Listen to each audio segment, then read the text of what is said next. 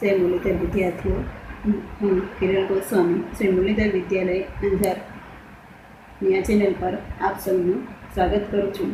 તો વિદ્યાર્થીઓ, આપણે અગાઉના વિડીયોમાં ચેપ્ટર નંબર 3ની અંદર મધ્યવર્તી સ્થિતિના માપ કોને કહેવાય, એના જે પ્રકારો છે, એની વ્યાખ્યાઓ, એના સૂત્રો, આ બધું આપણે સમજ્યું છે. તો હવે આપણે ચેપ્ટરને આગળ વધારતા જોઈએ કે અહીંયા હજી એક વખત ક્લિયર કર્યું છે કે મધ્યવર્તી સ્થિતિના જે માપ છે એ કેટલા છે વિદ્યાર્થીઓ. ખાસ યાદ રાખજો, 3 બહુ જ ઇમ્પોર્ટન્ટ છે, એટલે વારે વારે રિપીટ કરું છું. તો મધ્યવર્તી સ્થિતિના કુલ 3 માપ છે. તો કયા કયા? મધ્યક, મધ્યસ્થ અને બહુલક. તો આપણે એમાંથી સૌથી પહેલો ટોપિક જે ભણવાનો છે ડિટેલમાં, તો આપણે એ ભણશું મધ્યક. તો મધ્યક છે, તો મધ્યક કોને કહેવાય? મધ્યકની વ્યાખ્યા તમને પૂછે તો જે એનું સૂત્ર છે એ જ પ્રમાણે વ્યાખ્યા છે. બહુ જ સિમ્પલ છે કે બધા અવલોકનોના સરવાળાને અવલોકનોની કુલ સંખ્યા વડે ભાગવાથી મળતી કિંમત, એટલે કે મધ્યક. એટલે કે જે પણ બધી રકમો આપેલી છે એ બધી રકમોનો સરવાળો કરવાનો વિદ્યાર્થીઓ. શું કરવાનું? બધી રકમોનો સરવાળો અને છેદમાં જેટલી પણ રકમોનો આપણે સરવાળો કર્યો છે એની સંખ્યા. ધારો કે 10 રકમનો આપણે સરવાળો કર્યો છે તો છેદમાં 10. તો આ રીતે તમને એક કિંમત મળશે અને એ કિંમતને આપણે કહીશું મધ્યક. તો મધ્યક માટે આપણે 2 સૂત્રો યાદ રાખવાના છે. અવર્ગીકૃત માહિતી માટે, એટલે સિમ્પલ માહિતી આપેલી હોય વર્ગ સિવાયની, ત્યારે આપણે આ સૂત્ર મૂકશું. x બાર બરાબર સિગ્મા એક્સના છેદમાં n. આપણે સૂત્રો અગાઉ જોઈને આવ્યા છીએ, પણ અહીંયા આપણે ડિટેલમાં જોઈએ એક એક વસ્તુઓ કે કોને કહેવાય. x બાર છે એ મધ્યકનો સંકેત છે, સિગ્મા એટલે સરવાળો, x એટલે કે જે પણ અવલોકનો આપ્યા છે તે, અને n એટલે કે અવલોકનોની સંખ્યા. આ રીતે વર્ગીકૃત માહિતી માટે તો x બાર બરાબર સિગ્મા એફ એક્સના છેદમાં n. x બાર એટલે કે મધ્યક, સિગ્મા એટલે સરવાળો, f એટલે કે આવૃત્તિ, તો જે પણ આવૃત્તિ આપેલી છે તે, અને x એટલે કે અવલોકનોની કિંમત અથવા તો મધ્ય કિંમત. જો વર્ગ આપેલા હોય તો આપણે મધ્ય કિંમત શોધવાની. અને વિદ્યાર્થીઓ, મધ્ય કિંમત માટે આપણે સૂત્ર જે ચેપ્ટર નંબર 2ની અંદર આપણે ભણીને આવ્યા છીએ, એના દાખલા પણ આપણે જોયા છે. તો મધ્ય કિંમત કઈ રીતના મળશે એનું સૂત્ર હું તમને હજી એક વખત યાદ કરાવું છું કે મધ્ય કિંમત બરાબર અધઃસીમા પ્લસ ઉર્ધ્વસીમા ભાગ્યા 2. ધારો કે 15 થી 20નો એક વર્ગ આપેલો છે, તો 15 છે આપણે અધઃસીમા મળશે અને 20 છે એ ઉર્ધ્વસીમા. તો આ બેનો સરવાળો એટલે 15 + 20 અને ભાગ્યા 2 જે કરશું એટલે મળશે 17.5. તો એ મળશે મધ્ય કિંમત. તો આ રીતે આપણે બધીની મધ્ય કિંમત શોધવાની છે. અને n એટલે કે અવલોકનોની સંખ્યા. પછી મધ્ય કિંમતો અને આવૃત્તિનો ગુણાકાર કરી એનો જે સરવાળો મળશે એ આપણે અહીંયા મૂકવાનો છે, અને છેદમાં આવૃત્તિની સંખ્યા, n એટલે આવૃત્તિની સંખ્યા. એટલે કે આપણે સિગ્મા f પણ લખી શકીએ n ની જગ્યાએ સિગ્મા f, એટલે કે f નો સરવાળો એ તમારે આમાં n લેવાનો છે. તો વિદ્યાર્થીઓ, આપણે હવે શરૂઆત કરીએ. સૌથી પહેલાં આપણે જોશું કે અવર્ગીકૃત માહિતી માટે જે છે મધ્યક છે એ કઈ રીતે શોધાય. તો એના માટે આપણે જોઈએ ઉદાહરણ નંબર 1. તો ઉદાહરણ નંબર 1ની રકમ આપેલી છે અંદર. રકમની અંદર કીધું છે નીચેની માહિતી એક ગેરેજમાં દરરોજ સમારકામ કરેલા સ્કૂટરોની સંખ્યા દર્શાવે છે, તેનો મધ્યક શોધો. તો વિદ્યાર્થીઓ, આવી રીતના સાદી માહિતી આપેલી છે. 7, 13, 4, 8, 6, 9, 10 અને 4. તો આ માહિતી પરથી આપણે વિદ્યાર્થીઓ મધ્યક શોધવાનો છે. તો ચાલો આપણે ગણતરી કરીએ, જોઈએ કે મધ્યક છે એ કઈ રીતના મળશે. તો આપણે મધ્યક શોધવા માટે સૌથી પહેલાં તો એનું સૂત્ર મૂકવાનું છે. તો સૂત્ર છે તમને ખ્યાલ જ છે હવે. તો સૂત્ર છે આપણે અહીંયા અવર્ગીકૃત માહિતી માટે x બાર બરાબર સિગ્મા એક્સના છેદમાં n. તો x બાર બરાબર સિગ્મા એક્સના છેદમાં n. તો સિગ્મા એક્સ એટલે આ જે બધા અવલોકનો છે 1, અને સિગ્મા એટલે સરવાળો. તો એ બધી રકમનો આપણે સરવાળો કરીએ. 7 + 13 + 4 + 8 + 6 + 9 + 10 અને +4. અને વિદ્યાર્થીઓ, n એટલે કે અવલોકનોની સંખ્યા. તો કુલ કેટલા અવલોકનો છે? 1, 2, 3, 4, 5, 6, 7 અને 8. તો આ રીતે આપણે બધી રકમો છે એનો સરવાળો અને ભાગ્યા એટલી રકમો. આ બધાનો સરવાળો તમે કેલ્ક્યુલેટરની મદદથી કરશો તો તમને જવાબ મળશે 61 અને છેદમાં 8. તો 61 ભાગ્યા 8 કરશો તો એ તમને જવાબ મળશે 7.625. અને રાઉન્ડ ફિગર કરવો હોય તો અહીંયા 5 અથવા 5થી મોટી રકમ હોય તો આગળ એક વધારી નાખવાનું, એટલે રાઉન્ડ ફિગર કરી અને જવાબ કયો થશે? 7.63. તો વિદ્યાર્થીઓ, આ રીતે આપણે અવર્ગીકૃત માહિતી જે છે એનો મધ્યક કઈ રીતે શોધાય આપણે સમજ્યા. તો હવે ત્યારબાદ આપણે સમજીશું કે વર્ગીકૃત માહિતી હોય તો આપણે મધ્યક કઈ રીતે શોધીશું. તો વિદ્યાર્થીઓ, અહીંયા જે છે એ માહિતી આપેલી છે અને એના માટે કીધું છે કે નીચેની માહિતી પરથી મધ્યક શોધો. તો બાળકોની સંખ્યા આપેલી છે 0, 1, 2, 3, 4 અને 5. અને કુટુંબોની સંખ્યા આપેલી છે 4, 8, 23, 8, 6 અને 3. તો વિદ્યાર્થીઓ, જે બાળકોની સંખ્યા છે એને આપણે x તરીકે લેવાની છે, અને કુટુંબોની જે સંખ્યા છે એને આપણે f તરીકે લેવાનું છે. તો આપણે હવે રકમ લખી નાખીએ. સૌથી પહેલાં ઊભા સ્વરૂપે હંમેશા રકમ પહેલે લખી નાખવાની. તો x ની અંદર આ જે રકમ છે એ લેવાની છે 0 1 2 3 4 અને 5 અને એફની અંદર કુટુંબોની સંખ્યા હંમેશા પહેલું હશે એક્સ અને બીજું હશે એફ 4 8 23 8 6 અને 3 તો વિદ્યાર્થીઓ આ રીતે એક્સ અને એફની માહિતી આપેલી હોય તો આપણે સૂત્ર પહેલાં લખીએ કે મધ્યક આપણે કઈ રીતે શોધશું તો એક્સ બાર બરાબર સિગ્મા એફ એક્સના છેદમાં મળશે એન તો એફ એટલે આ અને એક્સ એટલે આ તો એ બંનેનો પહેલાં આપણે ગુણાકાર કરવો પડશે તો એફ એક્સનો આપણે ગુણાકાર કરીએ 4 × 0 એટલે 0 8 × 1 એટલે 8 23 × 2 તો આવશે 46 8 × 3 એટલે 24 4 6 24 અને છેલ્લે 5 તેરી 15 તો વિદ્યાર્થીઓ આ રીતે આપણે બધાનો ગુણાકાર કરવો હોય આગળ છે સિગ્મા એટલે કે સરવાળો કોનો એફ એક્સનો તો એફ એક્સનો આપણે સરવાળો કરીએ 117 પછી છે એન એટલે કે આપણે બીજું એનું નામ જોયું હતું સિગ્મા એફ એટલે કે એફનો સરવાળો તો આ બધાનો આપણે સરવાળો કરીએ તો વિદ્યાર્થીઓ કેલ્ક્યુલેટરની મદદથી સરવાળો કરજો જે મળશે 52 તો આ આપણે સૂત્રમાં કિંમત મૂકી દઈએ 117ના છેદમાં 52 તો સિગ્મા એફ એક્સ છે એ 117 છે અને એન એટલે કે એફનો સરવાળો તો 117 ભાગ્યા 52 કરશો તો જવાબ મળશે 2.25 તો વિદ્યાર્થીઓ આ રીતે જ્યારે આવૃત્તિ આપેલી હોય તો આપણે મધ્યક છે એ શોધી શકીએ છીએ તો આ જે માહિતી હતી સાદી માહિતી હતી હવે આપણે વર્ગવાળી માહિતી તો વર્ગ આપેલા હોય તો આપણે મધ્ય કિંમત છે એ શોધી અને એક્સમાં લેવાની હોય ત્યારબાદ આને આ રીતે આપણે મધ્યક શોધવાનું હોય તો આપણે જોઈએ કે વર્ગ આપેલા હોય તો કઈ રીતે મધ્ય કિંમત શોધી અને પછી મધ્યક શોધાશે વિદ્યાર્થીઓ અહીંયા તમે રકમ જે છે એ જોઈ શકો છો કે એમાં વર્ગ આપેલા છે અને આવૃત્તિ આપેલી છે નીચેની માહિતી પરથી મધ્યક શોધો તો વેચાણ વેરો જે છે એ વર્ગમાં આપેલો છે 0 થી 10 10 થી 20 20 થી 30 30 થી 50 અને 50 થી 70 અને જે કંપનીઓની સંખ્યા છે એને આપણે એફ એટલે કે આવૃત્તિ તરીકે લેવાની છે 3 14 32 40 અને 21 તો વિદ્યાર્થીઓ સૌ પ્રથમ આપણે જે રકમ આપેલી છે એને આપણે ઊભા સ્વરૂપે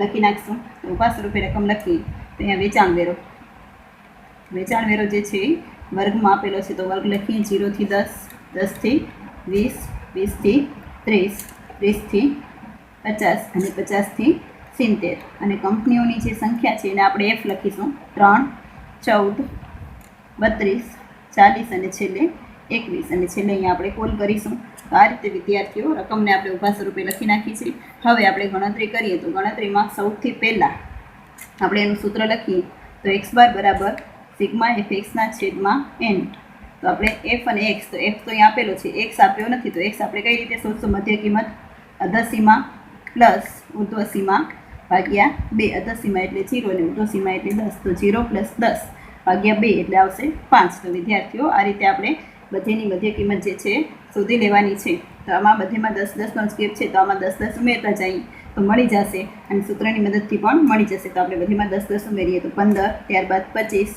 ત્યારબાદ વિદ્યાર્થીઓ આ બેમાં 10 10નો ગેપ હતો એટલે આપણે 10 10 ઉમેરીએ હવે અહીંયા જે છે એ 30 અને 50 એટલે 20નો ગેપ છે તો 50 + 30 એટલે થશે 80 80 ભાગ્યા આપણે 2 કરીએ તો આવશે 40 અને છેલ્લે 50 ને 70 તો 50 + 70 એટલે 120 અને 120 ભાગ્યા આપણે 2 કરીએ તો જવાબ મળશે 60 તો વિદ્યાર્થીઓ આ રીતે આપણે મધ્ય કિંમત જે છે શોધી લેવાની છે ત્યારબાદ આપણે એફ અને એક્સનો ગુણાકાર કરવાનો છે તો 3 અને 5નો ગુણાકાર કરશું તો આવશે 15 ત્યારબાદ આપણે 14 અને 15નો ગુણાકાર કરશું તો એ મળશે 210 કેલ્સીની મદદથી તમે કરી શકો છો 32 × 25 તો એ આવશે 800 ત્યારબાદ 40 × 40 તો એ મળશે 1600 અને 21 × 60 તો આવશે 1260 તો વિદ્યાર્થીઓ આ રીતે આપણે જે છે એ ગુણાકાર કરી લીધો છે હવે આપણે સરવાળા કરીએ તો એફનો સરવાળો આપણે કેલ્ક્યુલેટરની મદદથી મળશે 110 અને એફ એક્સનો સરવાળો આપણે કરશું તો આવશે 3885 તો આ રીતે આખું કોષ્ટક જે છે તૈયાર થઈ ગયું છે તો કોષ્ટકમાં તમે પેન્સિલની મદદથી અથવા તો બ્લેક પેનની મદદથી અને સ્કેલની મદદથી તમે જે છે એ કોષ્ટકને તૈયાર કરી શકો છો એટલે કે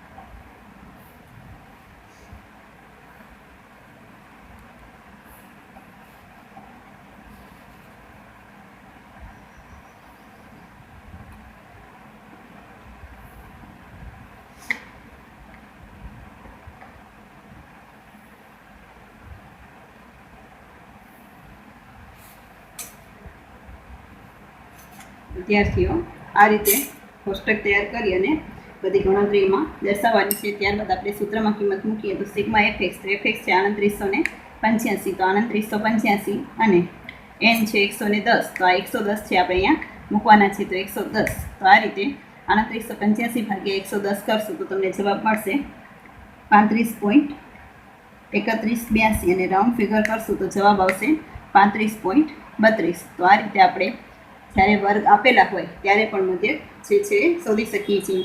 તો આમાં તમને ટૂંકી રીત પણ આપેલી છે, તો ટૂંકી રીતની આપણે કોઈ જરૂર નથી. આ જે રીત છે એ જ આપણે એક સાદી રીત આપણે કરી શકીએ અને બધેમાં જવાબ જે છે એ સરખો જ આવશે અને કોઈ પ્રોબ્લેમ ન થાય. ગમે એટલી મોટી રકમ આપીએ પણ આપણા પાસે તો કેલ્ક્યુલેટર છે, તો કેલ્ક્યુલેટરની મદદથી આપણે ગણતરી કરી શકાય. તો ટૂંકી રીતની આમાં કાંઈ જરૂર છે નહીં. તો આપણે સાદી રીતે આપણે સમજી લીધું છે બંને રીતે કે વર્ગ આપેલા હોય ત્યારે મધ્યક કેવી રીતે શોધાય અને વર્ગ ન આપેલા હોય ત્યારે મધ્યક કેવી રીતે શોધાય. તો આ મધ્યકના આપણે દાખલા જે છે એ જોઈ લીધા છે. હવે આપણે આગળ જોશું મધ્યકના લાભ અને ગેરલાભ. તો વિદ્યાર્થીઓ, કોઈ પણ વસ્તુ હોય તો એ બધાના બે પાસા તો હોય જ છે, એક સારું અને એક ખરાબ. તો એ રીતે આપણે મધ્યકના પણ બે પાસા જોવાના છે કે એના સારા ફાયદા કયા છે અને એના ગેરફાયદા કયા છે. તો આપણે જોઈએ મધ્યકના લાભ અને ગેરલાભ. તો મધ્યકના લાભ અને ગેરલાભની અંદર સૌ પહેલાં આપણે જોશું એના લાભ. તો લાભમાં આપણે જોઈએ કે નીચેના લાભોને કારણે મધ્યક એ મધ્યવર્તી સ્થિતિનું સૌથી વધુ પ્રચલિત માપ છે. તો એના લાભ છે એ ઘણા છે અને એના કારણે જે મધ્યક છે એ બધામાં સૌથી વધારે પ્રચલિત અને સૌથી વધારે સારું એવું માપ તરીકે ઓળખાય છે. તો આપણે સૌથી પહેલો એનો ફાયદો સમજીએ કે તે ચોક્કસ રીતે વ્યાખ્યાયિત થયેલ છે અને તેનું એક નિશ્ચિત ગાણિતિક સૂત્ર છે. તો વિદ્યાર્થીઓ, આપણે એની વ્યાખ્યા જોઈ હતી. તો વ્યાખ્યા શું હતી કે અવલોકનોના જે પણ સરવાળા છે એને અવલોકનોની કુલ સંખ્યા વડે ભાગવાથી જે કોઈ માપ મળે છે એ છે એ મધ્યક મળે છે. તો આવી રીતના એની વ્યાખ્યા છે એકદમ ચોક્કસ છે, બધાને સમજાઈ જાય તેવી છે અને તેનું એક નિશ્ચિત ગાણિતિક સૂત્ર છે. તો આપણે સૂત્ર જોયું હતું કે અવર્ગીકૃત માહિતી માટે x બાર બરાબર સિગ્મા એક્સના છેદમાં n અને વર્ગીકૃત માહિતી હોય તો સિગ્મા fxના છેદમાં n. તો એના બહુ જ ચોક્કસ અને બહુ જ નિશ્ચિત એવા નક્કી કરેલા સૂત્રો જે છે એ આપેલા છે. ગણિતની મદદથી આપણે એનો ઉપયોગ કરી અને કિંમતો પણ શોધી શકીએ છીએ. ત્યારબાદ એનો બીજો ફાયદો છે કે તે સમજવા માટે તેમજ ગણતરીમાં સરળ છે. તો એની વ્યાખ્યાઓ જેમ આપણે સમજાઈ જાય છે પણ એના સૂત્રો પણ આપણે સમજાઈ જાય છે અને એની ગણતરી પણ એકદમ સરળ છે. ખાલી આપણે ગુણાકાર ભાગાકારની સામાન્ય પ્રક્રિયા કરી અને મધ્યકનું માપ છે મેળવી શકીએ છીએ. કોઈ આડીઅવળી એમાં ગણતરી કરવાની જરૂર નથી. ત્રીજું છે કે તે બધા અવલોકનો પર આધારિત છે, એટલે કે જેટલી પણ રકમ આપેલી હોય એ બધી રકમોનો આપણે સરવાળો કરીએ છીએ, એટલે કે બધી માહિતીનો એમાં ઉપયોગ થઈ જાય છે. તો આમ આપણે બધા અવલોકનો હોય ત્યારે જ આપણે મધ્યક શોધી શકીએ. અધૂરી માહિતી હોય તો મધ્યક શોધી શકાય નહીં. વિશેષ બેઝિક ક્રિયાઓ માટે તે અનુકૂળ છે, એટલે જે વધારાની પાયાની ક્રિયાઓ કરવી હોય, બેઝિક જે ક્રિયાઓ કરવી હોય એના માટે આ માપ છે એકદમ અનુકૂળ છે. મધ્યકના માપો પરથી આપણે બીજા માપો શોધી શકીએ છીએ. ત્યારબાદ તે પ્રમાણમાં વધુ સ્થિર માપ છે. આનો અર્થ એ જ કે એક જ સમષ્ટિમાંથી લીધેલા સમાન કદના નિદર્શોના મધ્યકોમાં પ્રમાણમાં ઓછું વિચલન હોય છે. એટલે કે મધ્યક છે એકદમ સ્થિર માપ છે, કેમ કે એમાં બધા અવલોકનોનો આપણે ઉપયોગ કરીએ છીએ. તો આપણે કોઈ એક જ સમષ્ટિ, તો સમષ્ટિ આપણે બીજા ચેપ્ટરની અંદર જોયું હતું કે સમષ્ટિ કોને કહેવાય કે જે કુલ સમૂહ છે એને આપણે સમષ્ટિ કહેશું અને એની અંદરથી જે આપણે નિદર્શ પસંદ કર્યા હોય અલગ અલગ પ્રકારના, તો એ બધેમાં તફાવત જે છે એ ઓછો આવે છે, કેમ કે મધ્યક છે એ સ્થિર છે. ત્યારબાદ મધ્યકની ગણતરીમાં બધા અવલોકનોને સરખું મહત્વ આપવામાં આવે છે. તો આપણે જોયું હતું કે સૂત્રની અંદર બધા જ જે અવલોકનો છે એનો આપણે સરવાળો કરવાનો છે. તો કોઈ અવલોકનને વધારે મહત્વ નથી અને કોઈ અવલોકનને જે છે ઓછું મહત્વ નથી. તો આમ બધાને સરખો ન્યાયમાં મળી રહે છે. તો આ જે 6 છે એના ફાયદા છે. હવે ત્યારબાદ એના છે ગેરલાભ. તો સૌથી પહેલું માપ છે કે તેના પર અતિ મોટા અને અતિ નાના અવલોકનોની અસર વધુ પડતી થાય છે, કેમ કે આપણે સરવાળા કરીએ તો મોટું અવલોકન હોય તો સરવાળો જે છે વધી જાય તો એની અસર બીજા અવલોકનો પર પડે અને જે અતિ નાનું અવલોકન હોય તો સરવાળો એકદમ ઘટી જાય અને એના કારણે બધા અવલોકનો પર અસર થતી હોય છે. તો આ એનો એક ગેરલાભ છે. ખુલ્લા છેડાના વર્ગો એટલે ઓપન એન્ડેડ ક્લાસ ધરાવતી માહિતીમાં તેની ગણતરી કરી શકાતી નથી. તો આપણે જ્યારે મધ્યક શોધીએ છીએ તો વર્ગો આપેલા હોય, ધારો કે 10 થી 15, 15 થી 20, 20 થી 25, તો આ રીતે આપણે વર્ગ ઉપરથી એની મધ્ય કિંમત શોધીએ છીએ. પણ ધારો કે એમ આપી હોય કે 15 કે તેથી વધુ, તો આપણે એ ખુલ્લા છેડાનો વર્ગ કહેવાય અને ખુલ્લા છેડાના વર્ગ માટે આપણે મધ્ય કિંમત શોધી શકીએ નહીં અને મધ્ય કિંમત ન મળે તો આપણે મધ્યક પણ શોધી શકતા નથી. આલેખ વડે અથવા નિરીક્ષણ વડે તેની ચોક્કસ કિંમત મેળવી શકાતી નથી. તો મધ્યક છે એને આપણે ખાલી ગણતરી કરી અને ચોક્કસ કિંમત મળી શકે. આલેખમાં આપણે રજૂઆત કરવી હોય સહેલી રીતે તો આલેખની મદદથી જે છે મધ્યકની રજૂઆત થઈ શકતી નથી. જો અમુક અવલોકનો ખૂટતા હોય તો મધ્યકની ચોક્કસ કિંમત શોધી શકાતી નથી.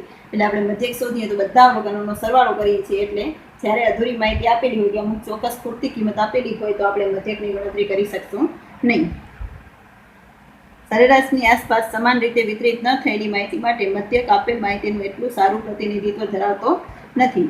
એટલે જે કિંમતો છે એ એકદમ નજીકની કિંમતો જ આપેલી હોય તો આપણે મધ્યકથી સારી એવી કિંમતો શોધી શકીએ. એટલે મધ્યકનું સારું પ્રતિનિધિત્વ કરી શકાય. પણ જો મધ્યકની આસપાસની કિંમતો ન હોય, રકમમાં બહુ ગેપ આપેલો હોય રકમની અંદર, એટલે કે અવલોકનોની અંદર કે એક રકમ છે એ 5 આપેલી હોય, બાકી 15 આપેલી હોય, 25 આપેલી હોય, તો બહુ દૂરની રકમ આપેલી હોય તો આપણે મધ્યક છે એ સારું પ્રતિનિધિત્વ ધરાવી શકે નહીં. ત્યારબાદ છેલ્લું છે કે જો અવલોકનોનું મહત્વ જુદું જુદું હોય તો સરેરાશ તરીકે મધ્યકનો ઉપયોગ કરવો યોગ્ય નથી. એટલે કોઈ મહત્વના પ્રમાણે માહિતી આપેલી હોય તો આપણે આ સાદી રીતે મધ્યક છે એનામાં શોધી શકતા નથી. તો વિદ્યાર્થીઓ આ છે મધ્યકના લાભ અને ગેરલાભ. તો આપણે મધ્યકની વ્યાખ્યા જોઈ, ત્યારબાદ એના સૂત્રો જોયા, એ બંને રીતના આપણે દાખલાઓ જોયા અને છેલ્લે આપણે મધ્યકના લાભ અને ગેરલાભ જોયા. તો હવે આપણે આગળ મધ્યવર્તી સ્થિતિમાનનું બીજું માપ ભણીશું. તો મધ્યવર્તી સ્થિતિના કુલ કેટલા માપ છે વિદ્યાર્થીઓ? ફરી યાદ કરો, 3 માપના નામ, મધ્યક, મધ્યસ્થ અને બહુલક. એમાંથી આપણે મધ્યકનું જે ટોપિક છે અહીંયા પૂર્ણ કરીએ છીએ. હવે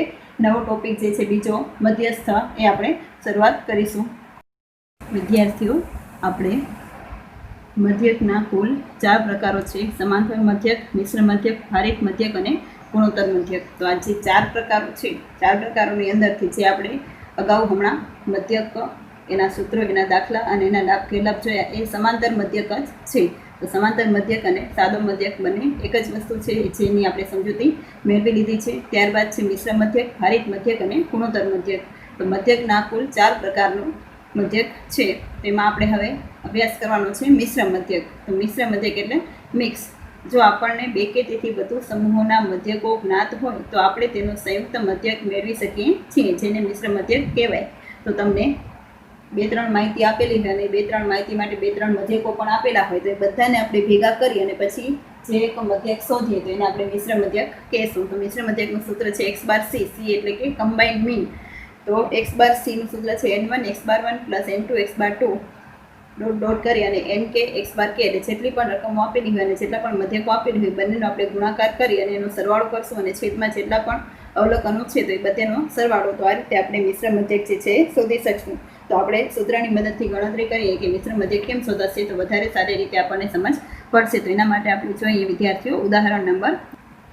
વિદ્યાર્થીઓ અહીં રકમ આપેલી છે. એક ફેક્ટરી માલિકને ખબર છે કે જાન્યુઆરીથી માર્ચ સુધીના માસિક ઉત્પાદનનો મધ્યક 350 છે, એપ્રિલથી ઓગસ્ટ માટે તે 254 છે અને સપ્ટેમ્બરથી ડિસેમ્બર માટે તે 315 છે. તો વર્ષ માટે માસિક ઉત્પાદનનો મધ્યક શોધો. તો વિદ્યાર્થીઓ આ રીતે આમાં 1, 2 અને 3 મધ્યક આપેલા છે અને આપણે જે એનની સંખ્યા છે એ મહિના ઉપરથી લેવાની છે. તો છે આ રીતે જ્યારે ઘણા બધા મધ્યક આપેલા હોય તો આપણે મિશ્ર મધ્યક જે છે શોધવાનું હોય. તો આપણે એનની કિંમતો શોધી લઈએ. કે સૌથી પહેલાં કીધું છે કે જાન્યુઆરીથી માર્ચ. તો વિદ્યાર્થીઓ જાન્યુઆરી, ફેબ્રુઆરી અને માર્ચ, તો એ 3 મહિના થયા. તો આપણે n1 જે છે એ 3 લેશું અને એના માટે આપણે મધ્યક આપેલું છે 350. તો x બાર 1 છે એ આપણે લેશું 350. ત્યારબાદ વિદ્યાર્થીઓ આગળ રકમ છે કે એપ્રિલથી ઓગસ્ટ. તો આપણે ગણી એપ્રિલથી ઓગસ્ટ એટલે કેટલા મહિના થાય? એપ્રિલ, મે, જૂન, જુલાઈ અને ઓગસ્ટ, એટલે કુલ 5 મહિના થયા. તો n2 આપણે 5 લેશું અને એના માટેનું મધ્યક છે 254, એટલે x બાર 2 લખશું આપણે 254. ત્યારબાદ સપ્ટેમ્બરથી ડિસેમ્બર. તો સપ્ટેમ્બર, ઓક્ટોબર, નવેમ્બર અને ડિસેમ્બર કુલ 4 મહિના. તો n3 આપણે લેશું 4 અને એનું મધ્યક છે 315, જે x બાર 3 તરીકે આપણે લેશું. તો વિદ્યાર્થીઓ આ રીતે આપણી બધી રકમો જે છે આપેલી છે. હવે આપણે સૂત્ર મૂકીએ. તો સૂત્ર આપણે આગળ જોયું તો એ રીતે x બાર c બરાબર n1 x બાર 1 પ્લસ n2 x બાર 2 અને પ્લસ n3 x બાર 3. તો આમાં 3 સુધી આપેલું છે એટલે આપણે 3 સુધી સૂત્ર લઈ ગયા, n1, n2 અને n3. તો આ સૂત્રમાં હવે આપણે કિંમત મૂકી દઈએ. તો સૂત્રમાં કિંમત મૂકી અને જે જવાબ મળશે એ આપણે મિશ્ર મધ્યક મળશે. તો n1 એટલે 3, x બાર 1 તો એ થશે 350 પ્લસ n2 એટલે 5 અને x બાર 2 એ થશે 254 પ્લસ n3 થશે 4 અને x બાર 3 છે 315. તો વિદ્યાર્થીઓ આ રીતે આપણે રકમમાં બધી કિંમતો મૂકવાની છે અને અહીંયા n1, n2 અને n3 તો 3, 5 અને 4, 3 પ્લસ 5 પ્લસ 4. તો આ રીતે બધી ગણતરી આપણે કેલ્ક્યુલેટરની મદદથી કરીએ. તો હવે આપણે 350 અને 3નો ગુણાકાર કરશું તો એ જવાબ મળશે 1050 પ્લસ 254 અને 5નો ગુણાકાર કરશું તો એ મળશે 1270. ત્યારબાદ 4 અને 315નો ગુણાકાર કરશું તો એ મળશે 1260 અને છેદમાં 3 પ્લસ 5 પ્લસ 4 એટલે એ થશે 12. તો આ રીતે આપણે બધીનો સરવાળો કરવાનો છે અને ભાગ્યા 12 કરવાના છે. તો આ ત્રણેયનો આપણે સરવાળો કરશું તો સરવાળો મળશે 3580 છેદમાં 12. તો 3580 ભાગ્યા 12 કરશું તો જવાબ મળશે 298.33. વિદ્યાર્થીઓ આ રીતે આપણે મિશ્ર મધ્યક જે છે શોધી શકીએ છીએ.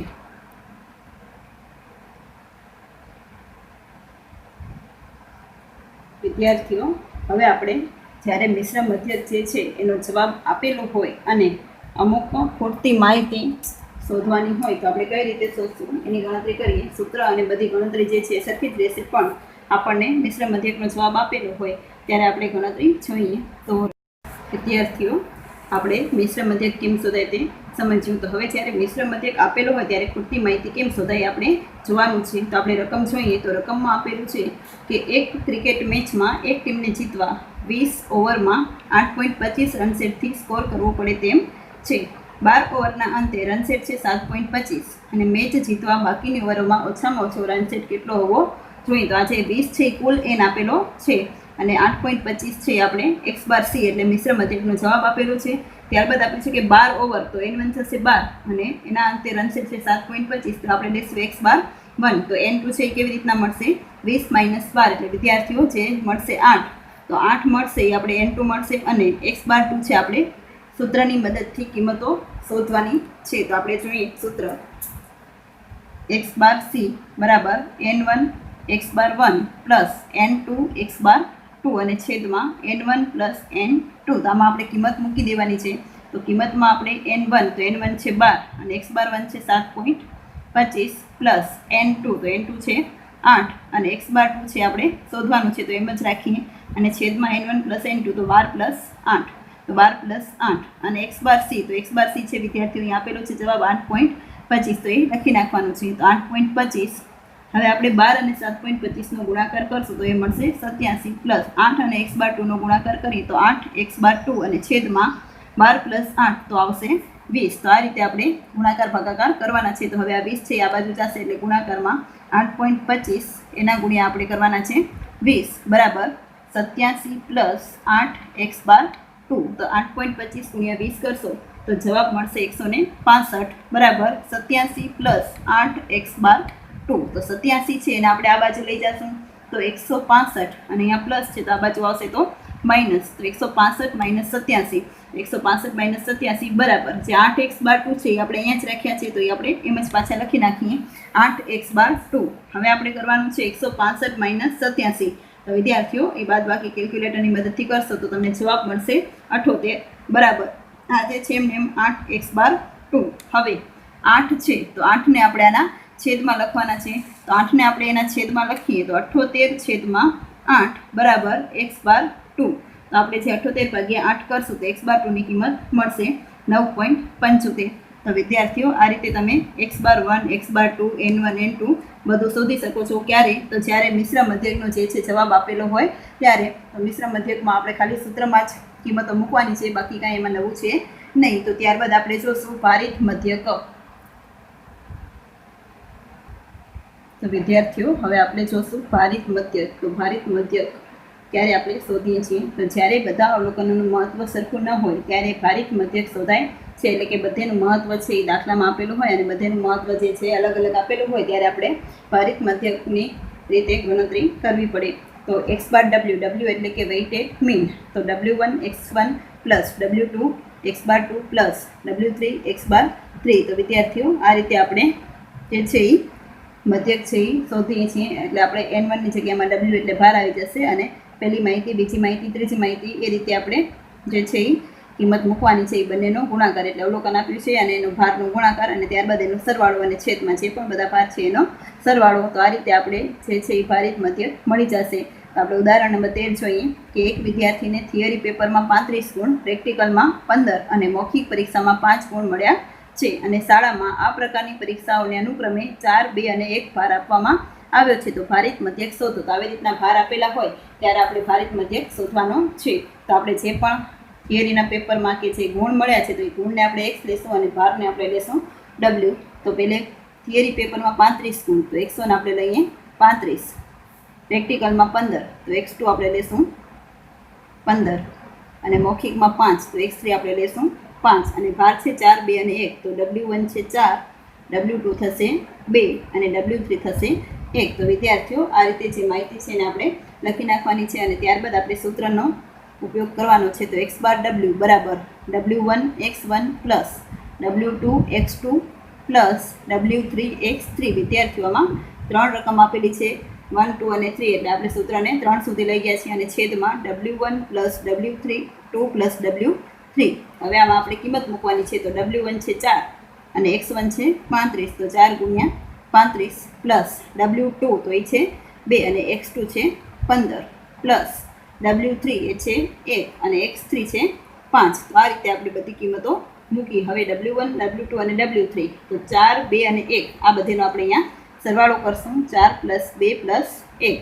હવે આ બંનેનો આપણે ગુણાકાર કરીએ તો 35 ગુણ્યા 4, તો તમે કેલ્ક્યુલેટરની મદદથી ગણતરી કરશો તો 35 ગુણ્યા 4 આવશે 140. ત્યારબાદ 15 ગુણ્યા 2 એટલે 30 અને ત્યારબાદ 5 ગુણ્યા 1 એટલે 5. તો આ રીતે બધેનો ગુણાકાર અને છેદમાં આપણે સરવાળો, 4 ને 2 6 ને 1 7. ત્યારબાદ આ ત્રણેયનો આપણે સરવાળો કરીએ તો સરવાળો મળશે 175 અને છેદમાં કરશું 7. તો આ રીતે આપણે 175 ભાગ્યા 7 કરશું તો જવાબ મળશે 25. તો વિદ્યાર્થીઓ આ રીતે આપણે ભારિત મધ્યક જે છે શોધી શકીએ છીએ. તો આપણે 3 પ્રકારના મધ્યક જોયા અત્યાર સુધી. સાદો મધ્યક એટલે કે સમાંતર મધ્યક, ત્યારબાદ મિશ્ર મધ્યક અને ત્યારબાદ ભારિત મધ્યક.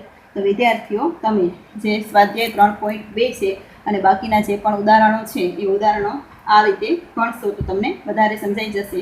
અને સ્વાધ્યાય 3માં પણ આ રીતના જે પણ દાખલા હોય એ તમે તમારી રીતે હોમવર્કમાં ગણવા વિનંતી.